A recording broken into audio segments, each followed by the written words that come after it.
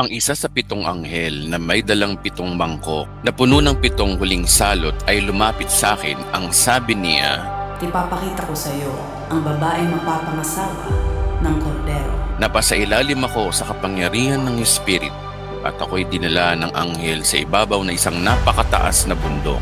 Ipinakita niya sa akin ang bagong Jerusalem, ang banal na lungsod na bumababa mula sa langit, puwan sa Diyos.